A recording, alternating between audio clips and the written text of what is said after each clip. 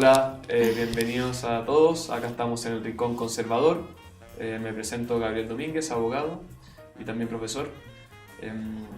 Bueno, siempre explico el nombre, seré muy corto porque ya es muy fome de todos los que lo ven. Este es un pequeño rincón en la Casa Liberal de la Fundación Nuevamente. Agradecemos a nuestros socios liberales.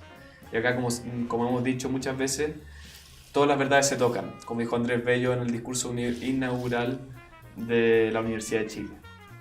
La verdad, o la verdad histórica o contingente que queremos tocar en esta sesión, vamos a hablar sobre Rusia y Putin. Rusia y Vladimir Putin, pasado, presente y futuro. Vamos a ver, obviamente, hablar de la Rusia zarista, de la Unión Soviética. Por ejemplo, la toma de Crimea ahora por Putin, yo creo que tiene alto antecedente histórico, harto veneno, así que ver. Y la invitada de hoy día es Bárbara Bustamante.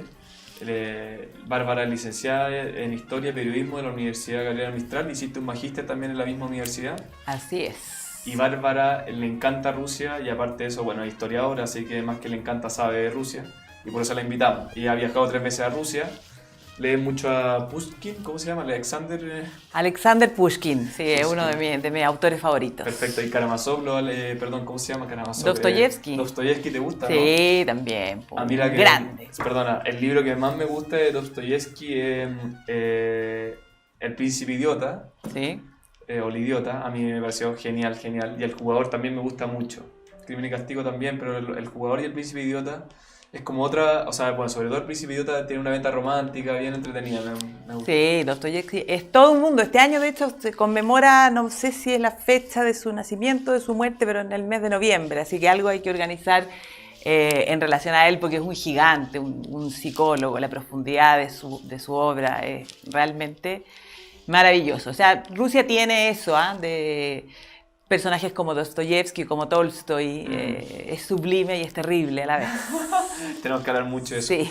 Oye, yo voy entonces a empezar con una pequeña tesis, así de lo que vamos a hablar de la primera pregunta, porque vamos a hablar de Vladimir Putin, obviamente, de la Rusia actual, y después vamos a ir al pasado, pero la Rusia actual, bueno, se configura de manera próxima con la caída de la Unión Soviética, en los años 89 o 90, la caída del muro, después la desintegración de la Unión Soviética, cómo el Estado comunista fue repartido entre los oligarcas. Obviamente esto es una historia muy pequeña y muy de consignas, por así decirlo, pero a sí me parece que el Estado se reparte entre los oligarcas, el poder central queda muy débil con Boris Yeltsin, Putin entre medio, en la caída del muro él estaba en Dresde, era agente de la KGB, sabe alemán perfecto, me parece, o sea, un paralelo no pero la presidenta Michelle Bachelet también sabe alemán perfecto porque ella fue exiliada en Alemania. Sí. Entonces lo mismo Putin sabe cómo era agente de Rusia en Alemania, en la Alemania democrática, la del este, en la caída del muro él está en Dresde. Putin después, bueno, fue asesor de un alcalde de San Petersburgo, muy famoso, y ahí lo tomó, me parece, Yeltsin y lo trajo al poder el año más o menos 97.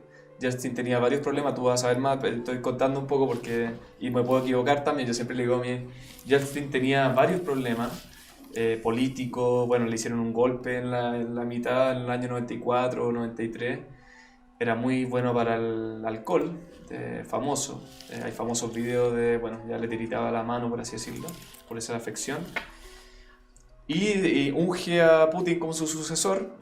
No sé si hubo elecciones de por medio, supongo que sí en algún momento.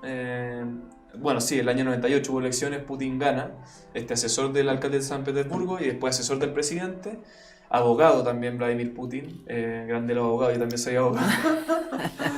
Mucha gente, Arturo Prat, abogado. Te puedes transformar en un próximo Vladimir Putin. Y bueno, desde Putin lo tenemos desde el 98 al 2021, quizás le quede mucho rato. Ya, y entre medio, para ir terminando y hacerte la pregunta, porque acá la que tienes que hablar es tú. Bueno, tiene una guerra en 99 o 98, no sé si en Chechenia, ponte. Ahí se puso firme, una nueva mano, se notó al tiro, de hecho fue a visitar a los generales, bueno, su liderazgo fue increíble.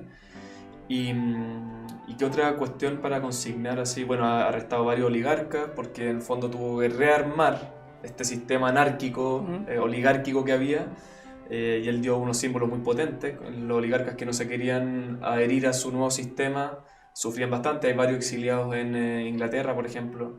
También ex agentes de la KGB, también, en fin. Hay mucho de Rusia. Y lo último que quería decir, que por eso que también esto va a dar el contexto de la conversación, Occidente, o la OTAN, fue adquiriendo nuevos países antes de la Unión Soviética. Polonia, Estonia, Lituania, los países bálticos que sufren mucho con Rusia. Y eso molestó mucho a Rusia y a Putin, y por eso la gente no entiende, porque Occidente le echa la culpa a Putin de su agresión, pero en el fondo Occidente fue el que avanzó su frontera y puso el escudo antimisiles, ahí vamos a hablar del escudo antimisiles, en la frontera de Rusia. Ahora, con esta breve introducción, porque tú sabes mucho más, ¿qué te parece Rusia hoy en el poder geopolítico? ¿Putin es efectivamente un dictador o tiene algo más que un gobernante autoritario? ¿Rusia tiene posibilidad de ser una democracia o eso es un anteojo de Occidente que se lo tiene que sacar? Claro. Bueno, yo creo, o sea, lo primero que yo creo que es necesario entender, comprender, es que Putin de verdad puede ser catalogado como una combinación perfecta entre un zar, ¿ya? El zar ruso, y un jerarca soviético. O sea, tiene de las dos cosas, ¿ya?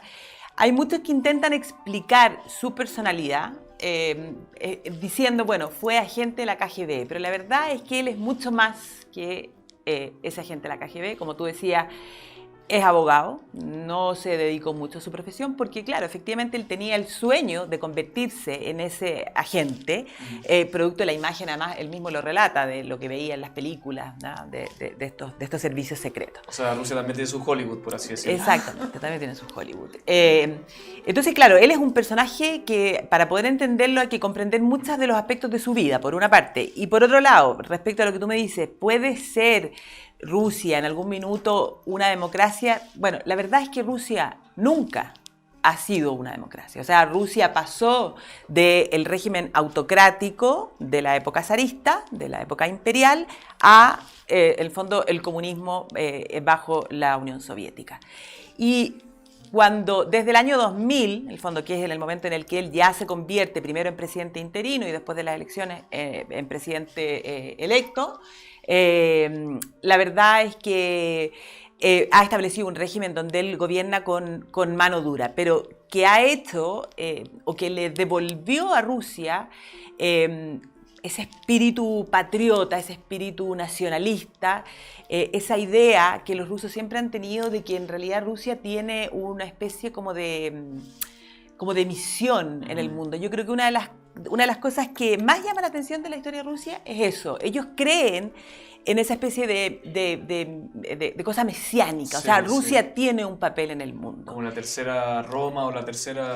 como la tercera Roma, la tercera Jerusalén. Bueno, hay varias cosas. Exactamente. Y eso viene desde la época, prácticamente de los orígenes. O sea, la formación de Rusia va acompañada, bueno, de una serie de pueblos que hace que sobre todo ya en el siglo XIX se comienzan a preguntar qué es ser ruso. O sea, Rusia está en Occidente, Rusia es eslavo, Rusia está en Oriente, ¿cuál es la verdadera Rusia? Y entonces, cuando se desploma la Unión Soviética, Rusia se cae al tercer, cuarto, quinto o peldaño de los países en el mundo. O sea, de haber sido una gran potencia en este mundo de la bipolaridad, pasa a desintegrarse, y eso fue y por eso el propio Putin lo dijo, la catástrofe geopolítica más importante del siglo XX, no porque haya querido de vuelta el comunismo, sino que por el hecho de que Rusia pierde ese papel. Y él, desde el momento en el que llega al poder, ha hecho todo lo necesario por devolverle a Rusia ese lugar de gran potencia. Ese lugar de gran potencia que también lo tuvo en el siglo XIX, con la guerra de Crimea, lo tuvo en varios lados. Hay que entender también que Rusia fue un imperio también, fue un imperio, y en el fondo, como imperio, sigue siendo imperio, igual que está. Y me llama mucho la atención lo que me dijiste de que ellos tienen como una misión, porque se parece mucho al destino manifiesto de los Estados Unidos, que también son pueblos que se autorrogan una misión. Me tinca que el Imperio Romano también tenía una ideología así, la Pax Romana, O sea, estos imperios tienen siempre en la retórica como una misión así humanitaria, por así decirlo. Claro, claro, y dentro de esa misión,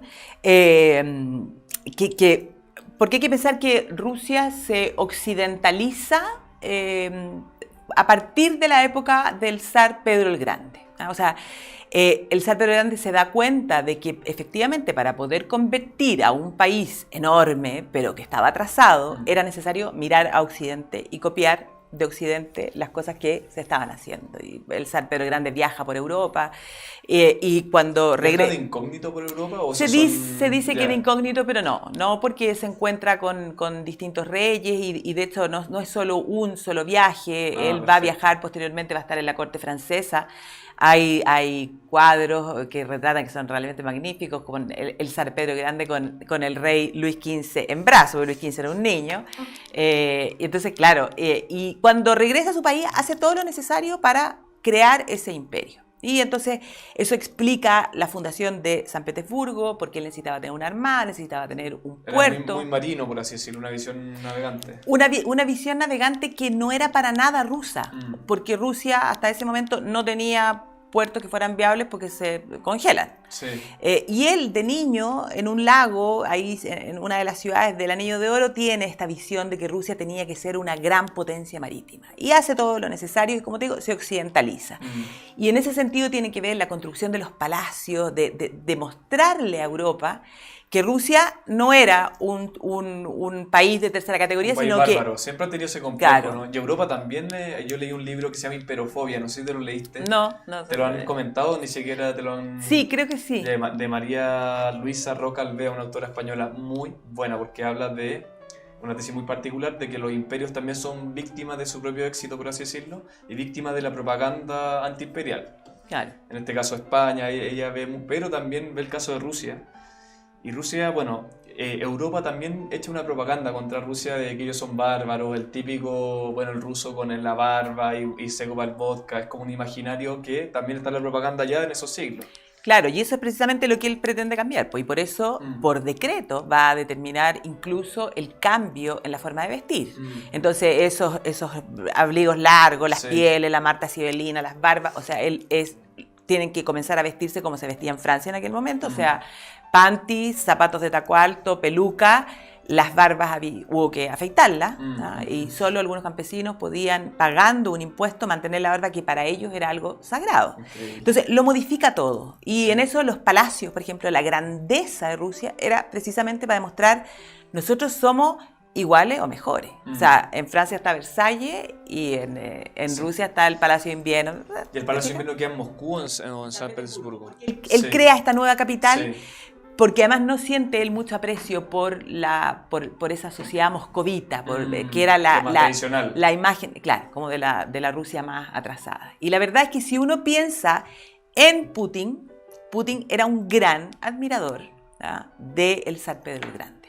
Y Putin nace precisamente en San Petersburgo, en ese momento se llamaba Leningrado, nace en el año 52, y entonces eso es más o menos 7 años después de que la ciudad de Leningrado sufre durante la Segunda Guerra Mundial el asedio y que estuvo a punto de caer en manos de los nazis. Pero la ciudad sufrió tremendamente, o sea, fueron meses, casi 2 años, en que la ciudad estuvo completamente sitiada, sin comunicación, sin alimentación, con unos fríos tremendos. O sea, murió una cantidad de gente impresionante. Los propios padres de Putin, o sea, la madre de Putin, creo que la encontraron así como en un grupo de cadáveres, pero ella estaba viva, o sea, a ese nivel. Sí. Y entonces él nace en ese momento, en una situación de bastante pobreza, porque él vivía cuando niño vivía en un departamento que era comunitario, que compartían con otras familias, y nace como hijo único, a pesar de que había tenido 2 hermanos, pero que murieron antes que él naciera, y crece con unos padres que son bastante distintos, porque la madre, a pesar de que estaba prohibido, ella era cristiana, devota, y lo va a bautizar. Buenísimo. El padre, por otro lado, un hombre mucho más rudo, mucho más con el que comienza a tener problemas. Y al parecer, él sufría, hoy día podríamos decir así como bullying de chico, porque además bajito. Por eso ahora hace judo. Claro, y por eso él le pide al padre hacer clases de boxeo. Y entra en el boxeo y el mismo profesor de las clases de boxeo le dice, no, ¿sabes qué? Lo que tú deberás hacer es dedicarte al judo. Y se va a transformar en un gran campeón de judo. Mira. Y si tú piensas, Putin actúa hasta el día de hoy como jugador de como judo. un judoka, exactamente. A ver, cuéntame un poco más del judo, porque es un arte oriental, supongo. O sea, la verdad, yo no sé muy bien los orígenes del judo, pero lo que sí es interesante es que no se trata simplemente de saber golpear y botar. Sí. No, se trata más de observar a tu contrincante, de tratar de anticiparte al movimiento que él va a hacer. Y hacer llave así. Claro, complicado. y eso es lo que él hace en política. En política, sí, es increíble. Es increíble. Entonces, por un lado, tú tienes esa experiencia. Se transforma en un joven sumamente rebelde, él mismo lo cuenta en algunas entrevistas. No era el típico joven de... modelo soviético. Exactamente, de esos pioneros. Sí. Pero con el paso del tiempo va a ir mejorando y desde ahí es que tiene gran interés por los idiomas. Y de hecho, como tú decías al comienzo, Putin habla perfecto alemán, domina bastante bien también el francés y el inglés. No lo puedo creer, qué increíble. Y claro, y como ya decía... eso te hace muy superior, no superior, pero, o sea, en el fondo en cualidades de muchos líderes mundiales.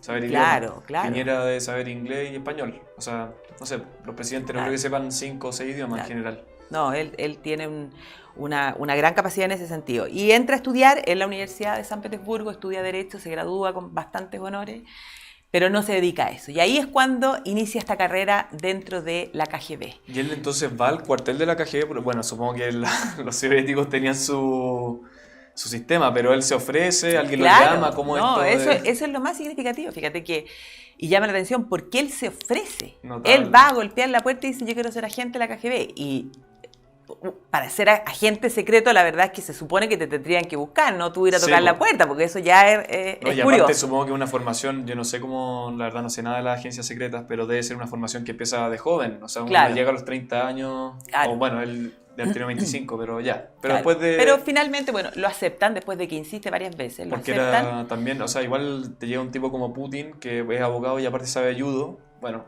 bien igual. Claro, lo aceptan, pero el sueño de él era que lo mandaran, en el fondo, al otro lado de la cortina de hierro, ser agente secreto en algún país occidental. Pero al comienzo lo mandan primero a Moscú, para que termine su preparación. Ya, frustración. Pasan algunos años y finalmente logra el objetivo que lo manden fuera de Rusia, pero como tú decías, lo mandan a la Alemania oriental, o sea, al lado este de la cortina de hierro. O sea, no era la misión más elegante que tenía un agente secreto. No, por eso te digo, no es un paso tan importante, más bien hay algunos biógrafos de Putin que piensan que es más bien deslucido. Sí, su carrera ahí. Claro. Y también fue corta, o sea, tampoco que tenía... Claro, y estando, bueno, ahí se instala, como te decía, en Dresde, ahí es cuando, bueno, se casa con, hoy día está divorciado, pero se casa con Lyudmila, tiene a sus 2 hijas, y está ahí cuando cae el muro de Berlín. Y cuando cae el muro de Berlín, regresa a la Unión Soviética. Y ahí empieza su carrera política, porque como tú decías, con Sobchak, que era que se transforma en alcalde de San Petersburgo. Un tipo muy popular, ¿o no? Muy popular, que se va a transformar en el mentor político. ¿Y él era comunista, Sobchak? ¿O de dónde salió él o no? Ahí es raro saber, porque en el fondo una vez que se produce la caída del muro de Berlín, ya poco a poco empiezan a aparecer en el fondo como estas grietas en el muro, ¿ya? Y se empiezan a dar ciertas aperturas. Y entonces aparecen ciertos personajes que entran en la política y aparece, ¿ya? Que claro, hasta ese momento todos son parte del partido. O sea, mientras... De haber sido burócrata, qué sé yo. Claro, y ahí él empieza su carrera política y comienza a destacar. De hecho, queda encargado como de la parte de relaciones exteriores dentro del municipio de San Petersburgo. Entonces, él es el que negocia para la llegada de ciertas empresas y ciertos bancos. Ponte tú el banco alemán, el Deutsche Bank. Claro, que se instalan ahí en San Petersburgo. Y ahí comienza a destacarse. Sobchak en la segunda elección va a perder, va a estar vinculado también a algunas cosas como de corrupción y bueno, posteriormente muere. Típico ruso. Claro, y ahí es donde él se traslada a Moscú. Y en Moscú comienza a trabajar para la candidatura de Boris Yeltsin. y comienza a crecer, y si uno mira los títulos, los cargos que tiene, son impresionantes, porque era como subsecretario de la comisión, de la subcomisión para los asuntos económicos, pero poco a poco va ascendiendo. Sí. Y claro, Yeltsin, en su segundo periodo, ya comienza a evidenciarse la crisis, la decadencia, y como tú decías también, los problemas que tiene con el trago, hasta que finalmente, antes de que termine el año 2000, Yeltsin decide dimitir. Renunciar. Claro. Fue muy determinante, perdona, es pregunta de un ignorante, pero yo creo que nadie sabe que Yeltsin fue muy determinante para su renuncia el defecto que tenía, el alcoholismo que tenía, ¿o no? ¿Qué dicen los...? Se dice que, mira, es importante porque le afecta muchísimo a la salud, o sea, Sí. se dice que el trago es lo que finalmente lo llevó a la tumba, pero porque se produce una crisis económica terrible, y los propios rusos dicen que él es un poco el responsable. Perfecto. Tras la caída de la Unión Soviética, o sea, cuando cae la Unión Soviética se produce previo a la caída, se produce este intento de golpe en contra de Gorbachev, y ahí aparece Yeltsin, que un poco salva la situación, hace su tradicional discurso frente al Parlamento ruso, que se sube a un tanque, y un poco salva la situación del sector más duro dentro del Partido Comunista. Perfecto. Gorbachev renuncia al poco tiempo, y ahí ya se firman los tratados que finalmente decretan la disolución de la Unión Soviética y el surgimiento de esta Confederación de Estados Independientes. La Federación, hoy día Federación Rusa, exactamente. Y entonces, claro, pero en el transcurso de los años, con Yeltsin se va a evidenciar la crisis, la decadencia, los graves problemas económicos y además la fuerte influencia que van a comenzar a tener estos oligarcas, que se van a hacer prácticamente dueños de todo, o sea, de las empresas, de los medios de comunicación. Entonces, hay que entender eso, perdona que dé el punto para los youtubers videntes, porque la crítica de Putin es un dictador, evidentemente. Si tú pones las cosas así, evidentemente es un dictador, pero Putin está gobernando un país que era gobernado por oligarcas. Son gente millonaria, criminal también, para que vayamos con cosas, muchos exfuncionarios del Partido Comunista. O sea, Putin tiene que gobernar digamos, no es gobernar Chile, bueno, ahora está igual de difícil, pero en el fondo no es gobernar un país estable, con instituciones sólidas. La Rusia de los años 90 era todo menos eso. Exactamente, no, en una crisis terrible. Pues. Era y entonces, una anarquía, básicamente. Claro, y aparece este hombre que efectivamente, y eso es lo que explica el hecho de que se haya podido mantener en el poder, a pesar de que, claro, existen muchas voces disidentes, sobre todo dentro de los jóvenes que además hay generaciones que ya nacieron con Putin, que no conocen otra cosa el desorden distinta. Anterior. Bueno, parecía un poco a lo de Chile. Claro, entonces, claro, surgen esas voces críticas, pero del año 2000 hasta hoy día, si uno se fija en los procesos eleccionarios, él se ha mantenido, salvo un periodo en el que se cambia con Medvedev, hay un arreglín, se ha mantenido con índices de aprobación bastante altos, sobre todo dentro de la población más adulta. Y eso es porque pone orden, porque pone fin a estos oligarcas. Se va con todo en contra de los oligarcas, muchos tienen que salir al exilio, muchos son encarcelados, muchos mueren, no acepta, o sea, en el fondo logra callar a la oposición. O sea, ¿cuántos son los casos de periodistas? Por ejemplo, hay una mujer, que ahora se me fue el nombre, que fue muy crítica, sobre todo a lo que ocurre en Chechenia, que se va a hacer, por un lado, el tema que lo va como a catapultar, ¿no? Fue brillante, o sea, perdona, igual gente, la guerra muere gente, qué sé yo, ¿no? Pero fue brillante, o sea, fue un tipo que fue para allá. Porque fue, claro, eso se transformó, comienza a evidenciarse el problema con mayor fuerza en la época de Yeltsin, que Chechenia quiere, en el fondo, independizarse. Sí. Y en Chechenia lo que comienza a ocurrir es terrorismo. Y Rusia va a estar afectada por atentados terroristas mucho antes que el terrorismo islámico, en el fondo, afectara a Occidente o atacara a Occidente. Sí, pues, obvio, y él enfrenta el problema, hubo atentados en escuelas, en cine. Y él va a ser, al interior de Rusia va a ser bastante alabado por la mano dura con la que va a terminar con ese problema. Pero desde Occidente se lo critica por la forma en la que lo hace. Bueno, y Occidente por mientras ataca a Irak, ataca a Siria, va desarmando países, Libia, en fin. Por eso Occidente tiene doble rasero, como dicen los rusos.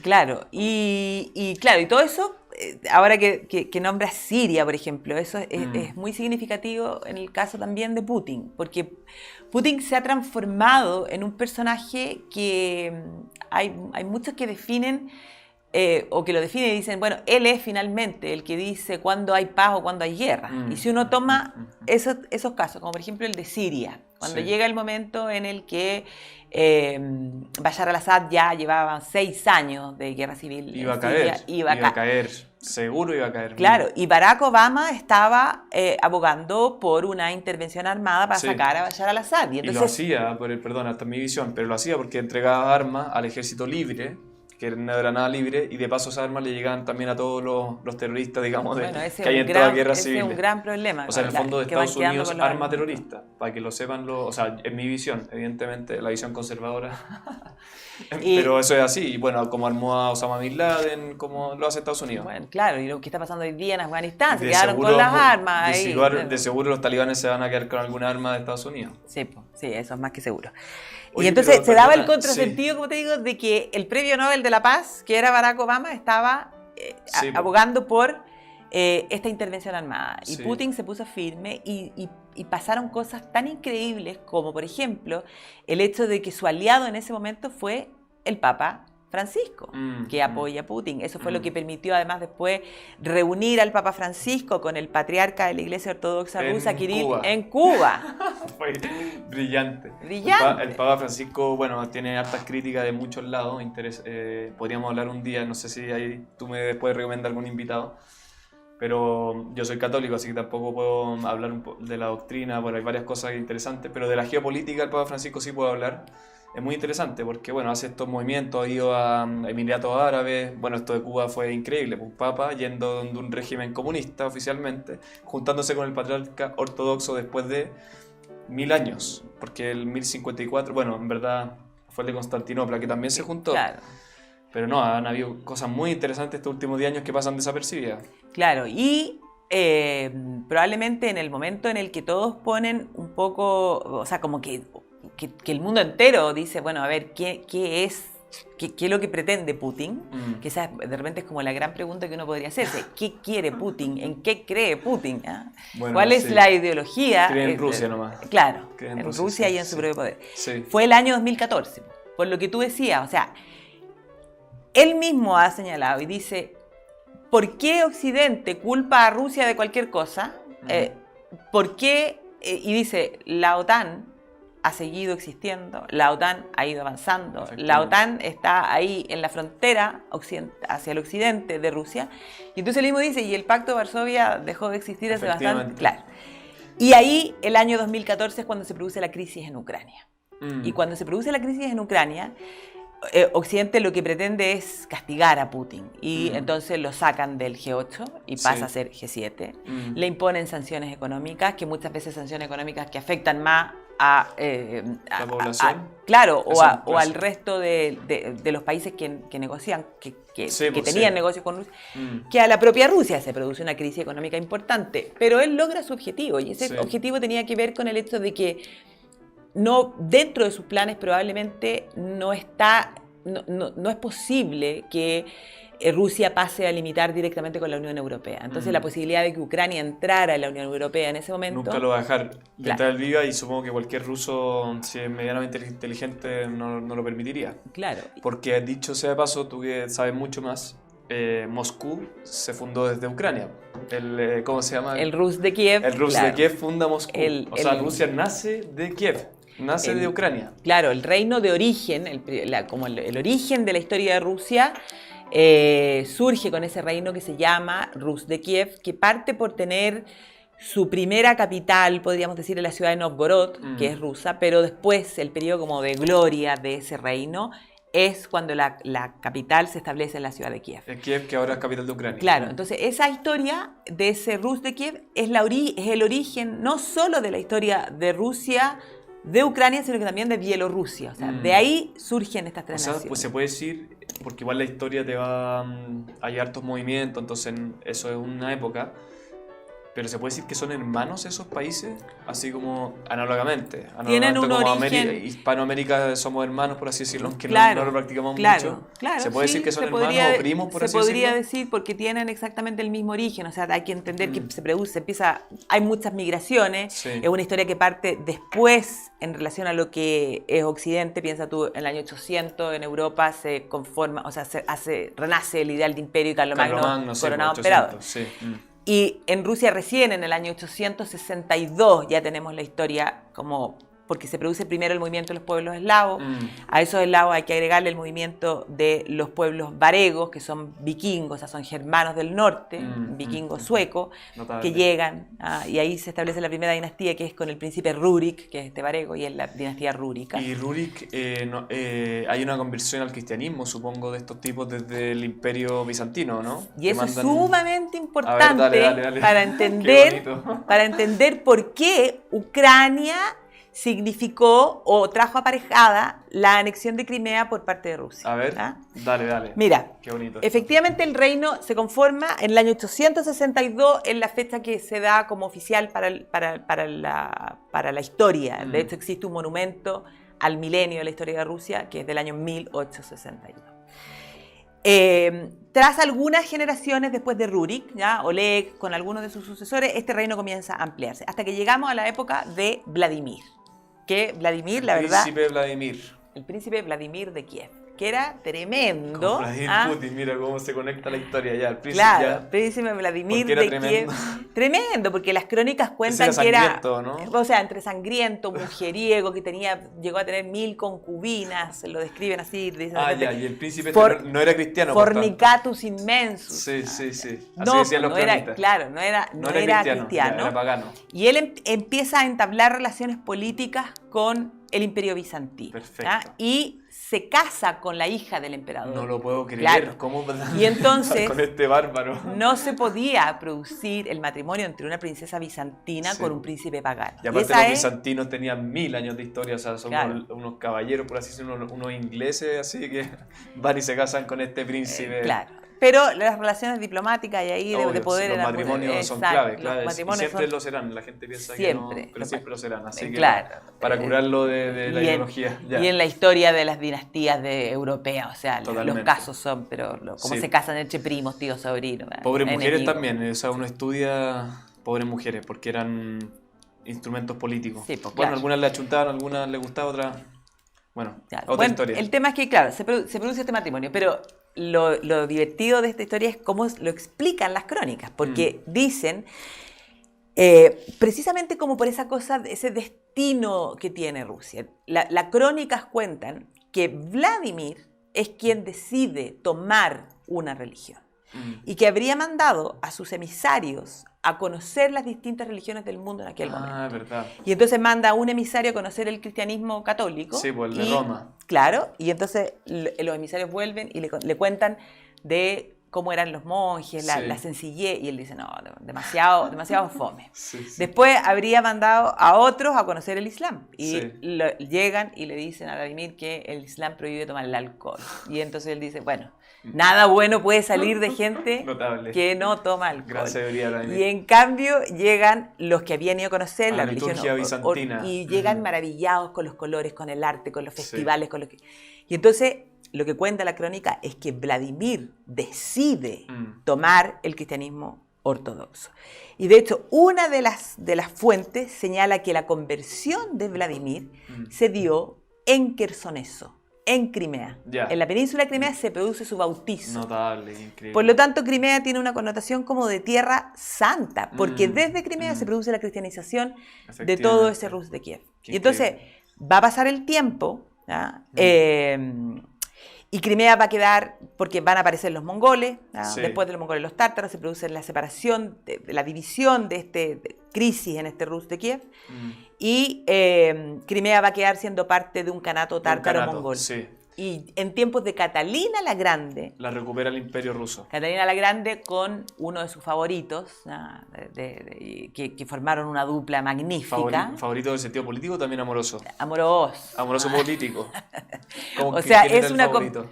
Grigori Potemkin. Ya está el acorazado Potemkin y la película que claro, y era un marino, entonces era un general, un noble. No era noble, ella Ya. lo hace noble. Qué notable, una historia de amor, nobleza, todo, ella tuvo muchos favoritos en la manera elegante de decir que tuvo una colección de amantes importante. Sí, tuvo muchos amantes. Claro, y con Potemkin logra, o sea, cosas extraordinarias. Entran en guerra con el Imperio Turco y finalmente logra en 1783 anexar Crimea a el Imperio Ruso. Mira, yo con solo ese antecedente que yo lo conocía, evidentemente porque hay que saber, los youtubers evidentes tienen que saber que Rusia y Turquía son enemigos declarados. Totalmente el Imperio Turco y el ruso pasan guerra, peleando todo el rato. Y por lo tanto, evidentemente sin perjuicio que existe la libertad, igual la historia te determina y Rusia y Turquía están destinados a pelear. En muchas ocasiones se han enfrentado. Sí, y Putin también con Erdogan, y Erdogan es otro, hay que verlo como otro, ¿cómo se llama? Sultán, digamos, y Putin es un zar, entonces es un bonito de la historia. Exacto, sí. Y en el fondo cuando Putin toma Crimea, yo estoy a favor, pero obviamente una posición muy polémica, porque me ha tocado pelear con mis hermanos, con mis primos, obviamente uno no, partiendo de la base que uno no sabe nada, obviamente uno está en Chile. ¿Por qué? Porque Catalina, bueno, ya con este antecedente ya me quedo, obviamente, todo discutible en historia y en conquista, imagínate. Los justos títulos, hay 800, ya, pero en fondo, Rusia parte de Crimea, o de la conversión de Rusia como cristiana, lo conquistan los turcos, los mongoles, lo recupera Rusia el siglo XVIII, después la Unión Soviética, que es un régimen criminal, por así decirlo, se lo da a, ¿cómo se llama? A Ucrania. Entonces, obviamente, bueno, es evidente que Rusia recupera lo que siempre fue suyo, y por medio hubo no sé si hubo un referéndum, claro. O ese referéndum fue ilegal, fue amañado. Lo que pasa es que, claro, fue un referéndum que no contó con ninguna de las en el fondo de los estándares. Bueno, evidente porque fue un referéndum que organiza Rusia en un país ajeno, claro, ¿no? Claro, pero en ese referéndum el 98% de la población votó porque quería retornar, y que fue lo que Putin dijo en ese momento: estamos reparando un error histórico. Obvio. Crimea vuelve a la madre patria, y la verdad es que Crimea es, o sea, Crimea es Rusia, en el fondo. No, o sea, la gente quería ser parte de Rusia. Tú lo puedes decir lo que ocurre es que, mira, la propia Ucrania es una nación. Samuel Huntington, en el Choque de Civilizaciones, pone a Ucrania como ejemplo. Es tremendo libro. De los países que están condenados a estas. Es que Ucrania también tiene una parte europea. Claro. Católica, de hecho, y otra parte rusa. Donde la gente de lengua materna, claro, y lengua materna. Tiene dos almas, Ucrania, y siempre van a estar peleando. Claro, y a Ucrania le tocó sufrir muchísimo durante la época de Stalin. O sea, Stalin un criminal. Sí, y odiaba a los ucranianos. ¿Y por qué se dio eso? Porque la ideología, qué raro, ¿no? Porque siendo países hermanos.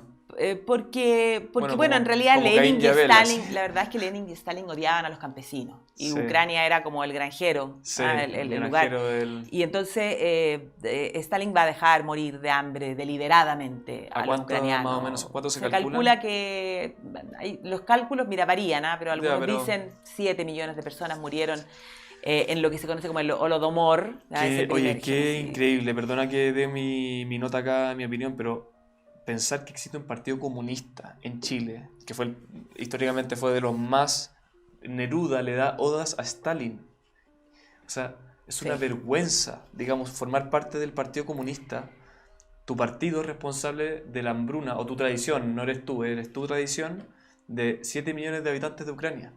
Increíble. Solo en Ucrania y en un determinado momento. Y 800.000 cosas más, pero en el fondo yo no explico, o sea, un comunista, que si nos está escuchando, por favor, que estudie historia. Yo soy católico, también estudio historia, tenemos la Inquisición, que los hombres fallamos en el fondo. Los seres humanos sí fallamos, pero que aquí es... Pero ya esta cuestión es criminal, es una asociación criminal terrorista de la Unión Soviética, totalmente. Terrible, o sea, las atrocidades más grandes se cometieron durante aquellos años. Entonces, el punto va a ser que cuando Stalin muere en el 53, Stalin se había convertido en el amo supremo de la Unión Soviética. Todos temían a Stalin, pero cuando Stalin muere es como, uy, ¿ahora qué hacemos? O sea, hasta que los que lo odiaban lloraron la muerte de Stalin, pero ¿qué vamos a hacer ahora? Y ahí aparece Nikita Khrushchev. Y Nikita como Stalin era Dios, en el fondo, Sí. nadie puede gobernar después de Dios. Sí. Entonces viene todo ese proceso que se llama la desestalinización. Sí, sí. Y Nikita hace el discurso famoso donde denuncia los horrores de Stalin, ¿no? Y entonces, en ese sentido, como un poco para reparar el daño, es que notable. cede Crimea a Ucrania. Pero Crimea, la verdad, es que ha sido como una verdadera obsesión para muchas culturas. Han pasado por ahí muchísimos pueblos, pero... Notable. Y aparte es una península bien bonita, muy estratégica. Sí, yo he tratado de ir y no me ha resultado, pero... Ahora Putin hizo un puente, ¿supiste? Sí, ¿No? brillante. Y él mismo se subió a un camión y manejó. No, pero oye, qué capacidad. En el puente de Chacao nosotros nos demoramos 20 años, te comparas en un puente del triple del Chacao en 5 años. Mientras les ponían sanciones, No, lo sacaban sí. del G8, él se dedicó a construir el puente para no tener problemas de tener que pasar Pero por territorio. increíble, o sea, con ese puente ya Crimea es rusa para siempre. Claro, y no, te digo, yo me he dedicado mucho a estudiar Crimea, tengo como una especie, como así como muchos se han obsesionado, yo tengo como una obsesión con Crimea. Qué buena. Por Crimea me encontré con Pushkin. ¿Pushkin es de Porque, Crimea? No, pero lo que pasa es que Crimea se transformó también en lugar de destierro. Hay que pensar que en la época zarista Sí, muchos de estos poetas, por el carácter liberal de sus versos, Sí. los mandaban. Y Pushkin pasa tiempo de su destierro en Crimea y ahí tiene como toda su primera etapa romántica. Pero marca, incorpora, podríamos decir, en el imaginario ruso, Crimea como Sí. una tierra que es de destierro, pero donde es posible vivir la libertad interior, donde convertirte verdaderamente en ser humano. Notable. Cosa, ya. Tiene todo un... Y Pushkin es un personaje, o sea, para los rusos es el literato más importante. Nosotros conocemos mucho más a Tolstoy, Dostoyevsky, son más Nabokov. occidentales. Claro, pero los rusos, o sea, los rusos aprenden en el colegio los versos de Pushkin de memoria. Notable. Entonces, Pushkin también, podríamos decir, tiene un papel importante en esto de fijar a Crimea como parte del ser ruso. Y entonces, claro, lo que hace Putin después es decir, bueno, reparamos ese error histórico, porque Crimea significa, incluso, o sea, es una tierra santa, tiene presencia del mundo griego, por lo tanto sirve a Rusia para enlazarse con esos orígenes. Sí. ¿Te fijáis? Es tener además el control del Mar Negro, o sea, la posición estratégica. Muy estratégico. Claro. Pero bueno, lo hizo Putin así, en medio del conflicto por Ucrania, anexó Crimea, construyó el puente, lo han sancionado, lo han criticado, pero ahí está. Y el conflicto ahí sigue, si toda la zona está del Donbass, sigue ahí. En Donetsk, Lugansk, ahí siguen los enfrentamientos y es algo permanente. También dicen que subsidiado por Putin, evidentemente. Claro. Tirar armas para allá, qué sé yo. Sí.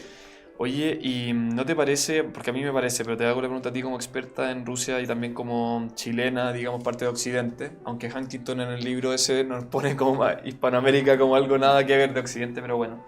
Oye, ese libro a propósito lo vamos a recomendar un día, Choque de Civilizaciones. Me parece un lente muy bueno para leer la situación hoy día.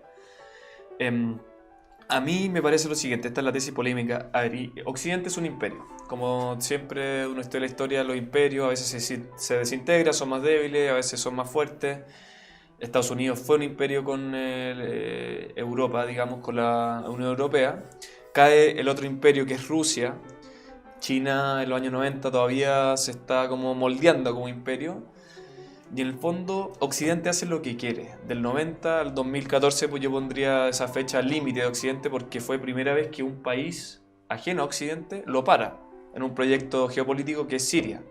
O sea, porque Irak se lo echó, Afganistán se lo echaron, Libia fue pero patético. Y en el fondo, bueno, y ahora tienen la frontera sur, Europa un desastre porque el tapón de Libia ya no existe. Pero el punto es el siguiente, ¿no? Occidente es muy hipócrita porque en el fondo dice que Rusia es un imperio, que Putin es un guerrero, que no sé qué, puras cosas que Occidente hace y deshace todo el rato. Por ejemplo, dicen no, que Rusia tiene propaganda y dime que Occidente no tiene propaganda. O sea, la BBC, o sea, no sé si me explico. ¿Tú como que has estudiado Rusia ves lo mismo? Sí, yo... Sí, te encuentro mucha razón, o sea, esa mirada siempre desde el punto de vista occidental, nosotros somos los buenos y los otros son los malos, la verdad es que está muy lejos de Y una ser- mirada que meten en los medios de comunicación. claro, Ojo, y claro. que la población cree que Putin es un villano, digamos. Claro, Y Obama es un santo. y sabes lo que, claro, y sabes lo que pasa, lo que yo creo que es lo que mejor lo define, es que logra, en el fondo, ha logrado decirle a Occidente, como tú decías, a partir del 2014, 2016, ha logrado decirle a Occidente, no se va a mover una ficha del tablero sin que yo esté de acuerdo. Sí, sí, Y sí, en sí, ese sí. sentido ha logrado ponerse, en el fondo, nuevamente ha logrado poner a altura, Rusia como una potencia, aun cuando es claro que económicamente No es una Rusia no potencia, es una no, potencia, es muy su débil. economía es sumamente débil, es casi menor que la italiana, creo, Sí, sí. menos que Texas. En Sí, este caso. sí, no, sí, es muy débil la economía. Pero sí tiene, o sea, en cuanto al poderío... Tiene bomba atómica, tiene... Claro, No, si entonces- eso es lo que le da el poder a Rusia, por la cantidad de bombas atómicas que tiene, que es bestial con Estados Unidos. Claro, todo el armamento y todo ese tema. Tenían Entonces, un tratado con Estados Unidos que Trump parece que no lo quiso renovar. Hay una cuestión bien peligrosa ahí con la no proliferación de las armas atómicas.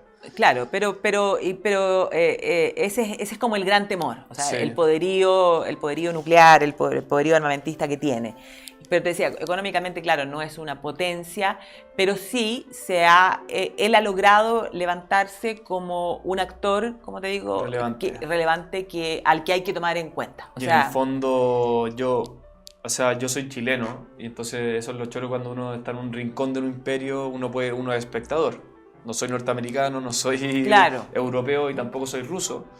Y uno lee la historia del 90 para acá y Rusia lo que está haciendo es que lo respeten. Nada más que eso. Evidentemente no es un santo Putin para nada. No, para nada, para nada. Pero en Y el por eso te digo, fondo- y él logra silenciar toda la oposición. Sí. O sea, mira lo que ha pasado con Navalny, Sí. Boris Nemtsov, el que murió Sí. caminando ahí por las calles del Kremlin, a otros que han... Bueno, los que envenenan Lukashenko. en Inglaterra. Claro, Sí. o sea, cualquier oposición él ha logrado silenciarla. ¿Ah? Y claro, es un hombre que gobierna, por eso te decía al comienzo, sí, es una combinación perfecta entre jerarca soviético y zar. Sí. Entonces, y eso es importante tenerlo en cuenta. A Rusia no hay que mirarla o no hay que tratar de evaluarla con ojos occidentales, porque los rusos no evidentemente. conocen los conceptos de la Democracia, democracia, de la derechos humanos. representación, Sí, de los derechos no. humanos, tal como nosotros. Sí, ¿ah? efectivamente. Es una realidad distinta. Y entonces, en ese sentido, es un hombre que sabe jugar muy bien. Había dicho que no se iba a presentar a la reelección, pero en medio de la pandemia hizo cosas magníficas. ¿Cómo qué? A ver. Retrasó la edad de jubilación sin que la gente pudiera decir ni pío. Sí. Así de simple. Y Sí. después hizo... Y eso que es muy impopular, hay que darse nada. cuenta, los youtubers vientes, ningún gobierno occidental puede retrasar la jubilación sin caer. Imagínate hoy día en Chile, que hay que hacerlo, 10 años por lo menos, o 5 años, nadie lo puede Nadie hacer. se atreve. Nadie se No, atreve. él lo hizo, así de Sí, simple. sí. Pero como estaban todos confundidos con esta cosa de la pandemia, que la vacuna, que la Sputnik 5, de repente apareció, ¡pum! Listo. Pasó, Notable. colado. Después hizo una reforma a la Constitución Sí. que le va a permitir reelegirse. Él termina este mandato en el año 2024 y había dicho en los medios de comunicación, él se reúne cada cierto tiempo con rusos, con gente rusa que se televisa y le hacen preguntas y él Sí, son contesta. conferencias de prensa Claro. anuales. Y él había dicho claramente, ¿no? ¿Qué cree usted que yo voy a salir de aquí con las patitas por delante? Bueno, pero cambió de opinión y entonces hizo esta reforma constitucional que le va a permitir después del 2024 estar por 2 periodos más. Por lo tanto podría estar hasta el 2036. Oye, ¿ya? ¿está formando algún sucesor? Porque un buen No maestro... se ve a nadie. No, lástima, eso es la lástima de todo esto. No se ve a esta nadie. gente que se enajena con el poder, por así Sí, po, decirlo. claro, no Debe estar medio se ve a enajenado. nadie, un poco puede pasar lo mismo que Xi Jinping, tampoco se ve ahí en China que haya un sucesor y se han ido dando los cambios para permitir que Xi Jinping se mantenga ahí por largo rato. Notable, y podríamos estar, ya que sabes de Rusia y Xi Jinping y eres historiadora, podríamos estar entrando me voy a reír con una era de los imperios, porque tú tienes a Rusia por un lado, con Putin, que es un emperador. Xi Jinping parece que también está siendo un emperador chino. O sea, tú ves la ideología, los discursos también. Ya China también, sea de paso, Occidente la ha humillado bastante. Para que los occidentales sepan un poco. Porque después viene el occidental diciendo China, China, China. Pero sí, Occidente humilló a China 2 siglos. Miren lo que fueron las guerras del opio, La ¿no? guerra Los del opio ingleses. la guerra del opio, pero yo fuera chino, yo los ingleses no los perdono. Yo creo que eso es lo que piensan. Bueno, tenéis la Unión Europea, que es un imperio que, bueno, no sé para dónde va a ir. Tiene Estados Unidos, otro imperio. ¿No te parece que estamos conformando una política internacional más o menos así? Puede ser. Yo creo que la Unión Europea está debilitada, sobre todo después del Brexit, y eso le viene muy bien a Putin. Por eso que se dice que su intervención no fue solo en las elecciones norteamericanas para perjudicar a Hillary Clinton, sino que además y también intervino en la votación del Brexit, porque sin Inglaterra, Europa, o sea, la Unión Europea queda debilitada. Entonces, y a él le conviene mucho una Unión Europea débil. Europa sí, y en relación a los imperios, la verdad es que el ideal de imperio es algo que siempre ha estado presente a lo largo de la historia. O sea, si tú empiezas a pensar desde el ideal del imperio romano, que permanece, que en Europa va a ser una constante, con Carlomagno, después con el Sacro Imperio Romano Germánico, después, bueno, no sé, va a venir Napoleón, que va a... Bueno, el Imperio Español, por ejemplo, Carlos V pagó mucha suma para ser emperador, tuvo un imperio, que es el Imperio Español, bueno, está después el Imperio Inglés, que son más comerciales, pero igual es un imperio. Claro. O sea, ha estado siempre presente, el imperio austríaco. Sí, pues la austrohúngara, la misma Rusia también se concibe a sí mismo como un imperio, la nueva Roma... la tercera Roma. La tercera Roma, y bueno, el zar viene de César, por ejemplo. Sí, viene de César. Y eso es bien interesante también, porque uno podría preguntarse por qué toma el término latino César y no el término griego Basileus. Basileus, sí. Pero claro, desde el momento en que el imperio bizantino cae en manos de los turcos, Rusia se va a levantar como, efectivamente, como esa tercera Roma. Y de hecho hay un monje, el monje Filoteo, que por aquellos mismos años va a declarar, y Moscú es la tercera Roma, y no habrá una cuarta Roma. Son muy apocalípticos los rusos, ¿no? Y no ha habido hasta ahora una cuarta Roma, sigue siendo Moscú. Oye, cuéntanos un poco más para ir terminando, nos quedan nos quedan unos 15 minutos. De esa mística media rara rusa, tú debes conocer más algo, media política, porque ellos se creen salvadores de la humanidad, un nuevo pueblo elegido básicamente. Y algo de eso hay, yo creo, porque Rusia, por ejemplo, Putin fue el único que salvó a los cristianos en Siria, por ejemplo. Tiene una ideología muy cristiana. Pero ¿tú sabes algo de eso, de esa mística media rara que tienen los rusos? Mira, lo que pasa es que Rusia es bastante difícil de poder definir. De hecho, hay un poeta ruso, un pensador, filósofo, Tyutchev, creo que dice: a Rusia no se la puede entender con la cabeza. Notable. Porque tiene muchos elementos que la conforman. Y entonces, claro, esa pregunta que en la historia de Rusia se transforma en dos corrientes. O sea, hay una corriente que es eslavófila, que dicen que la verdadera Rusia es la Rusia eslava, la Rusia moscovita, y esta dicotomía se queda muy bien representada en las dos ciudades, Moscú por una parte y San Petersburgo por otra, hasta incluso en la discusión de cuál es más linda. Entonces uno podría decir San Petersburgo es una ciudad maravillosa, hermosa, armoniosa.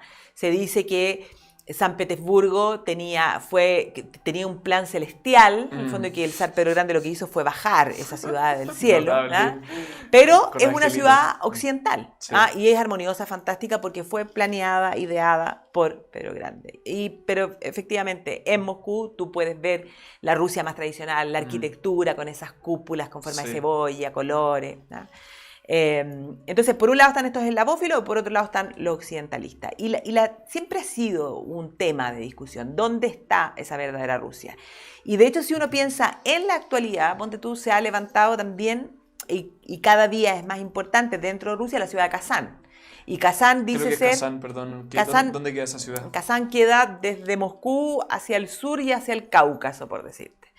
Y Kazán, ellos mismos dicen que ellos son la tercera capital de Rusia, porque Rusia ha tenido como capital Moscú, después San Petersburgo, después volvió a ser Moscú. ¿Ya? Ya. Y entonces ahora Kazán dice, nosotros somos la tercera capital porque nosotros también representamos un mundo, que es el mundo tártaro. Porque efectivamente sí, mongoles sí. y tártaros estuvieron y dejaron sus huellas. Sí, po. Y Kazán, y ellos se sienten muy orgullosos en Kazán de decir, aquí logramos convivir cristianos ortodoxos y musulmanes en manera en paz. absolutamente pacífica. Y al lado de la catedral ortodoxa tiene... De hecho, te llama la atención porque en las puestas en escena, me acuerdo de Putin en un discurso de la anexión de Crimea, habían tártaros con estos gorros típicos. Claro, yo en uno de mis viajes tuve la suerte, se me ocurrió, después de que fue el Mundial y la Copa del 2018, sí. que tanto hablaban de Kazán, y además que, bueno, Lenin estudió en la Universidad de Kazán, o sea, tiene historia Kazán. Tiene historia, entonces dije, vamos a ir a Kazán. Y fui a conocer a Kazán y claro, y te reciben diciéndote, bienvenido a la capital tártara de Rusia. Notable. Y entonces ya tienes 3 capitales, sí, pues, partiendo por ahí. Y cada una representa... San Petersburgo occidente, Moscú lo ruso, por así decirlo, puro. Claro, los eslavos y ahora los tártaros, claro. qué notable. Y esa cosa como de esa misión en el mundo que tú me preguntabas, Sí. piensa tú que Catalina la Grande, que es otro de los grandes personajes de la historia de Rusia, que no es rusa, es alemana, no tiene ni una sola gota de sangre. No lo puedo creer, qué sorpresa. Es alemana. Ella va a complotar en el fondo contra el zar, que era su marido, Pedro III, que es nieto de Pedro el Grande. Notable. Va a amanecer un día va a aparecer muerto, se les pasó un poco la mano por el zar, y ella... O sea, una máquina esta Catalina de miedo, de es temer. que si Rusia tiene eso, pues Sí. lo que tiene unos personajes, Iván IV, otro día podríamos hablar Ese solo de Iván IV, Iván el Terrible. Claro, no. El mismo Vladimir, el anterior, también era sangriento. Claro, pues claro. Entonces, y ¿qué entonces espera la gente que Vladimir Putin sea, digamos, No. imagínate, el que manda a Rusia y sea un angelito? Claro. Sea un país ingobernable esa cuestión. Claro, y como yo te decía, Catalina la Grande, ella, que es la que anexa a Crimea, ella no solo quería llegar a Crimea, ella soñaba con llegar incluso a Jerusalén. Y si tú piensas, ella quería renovar un imperio bizantino, Sí. o sea, un imperio como de nación griega ortodoxa más bien, por la religión, sí. pero con Rusia a la cabeza. Qué notable. Y entonces ella planifica todo, a su nieto mayor le pone Alejandro, por Alejandro Magno, ese Sí. es el que va a derrotar a Napoleón. Notable. Y al segundo de sus nietos lo bautizó como Constantino. Y eso no fue al azar, porque Constantino no es un nombre que sea muy típico en Rusia.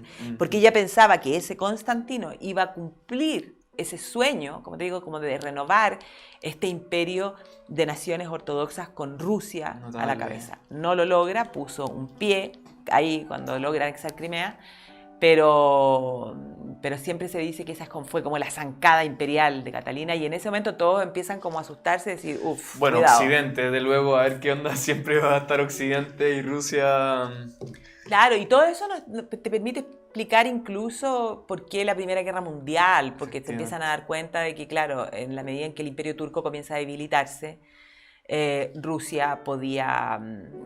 Sí, pues, agarrarle la... Claro, y cuando tú llegas a la Guerra de Crimea, por ejemplo, en 1850, o sea, la Guerra de Crimea es impresionante. Inglaterra y Francia se aliaron a los turcos, se aliaron al infiel para detener a Rusia. Sí, bueno, es un clásico de Occidente. Como Francisco I también ya salía con el turco, ya los franceses hace tiempo. Ah, claro, el rey francés. Contra Carlos V, contra el Magnífico. Claro. Oye, ya para ir terminando... Sí. Yo traje este libro, porque tú me dijiste que trajeron un libro. Sí, yo, bueno, dale tú, porque Mira. siempre terminamos recomendando libros, decirle a los youtubers videntes, lo he pasado muy bien. Se nos hizo como poco el tiempo. Sí, no, volando. 1 hora y no hay que ser tan largo. Rusia es un tema desconocido, yo llamo a que lean sobre Rusia, que abramos la mente, porque acá en este rincón de América tenemos una mente muy cerrada, entre la cordillera, el mar y el típico tópico del desierto.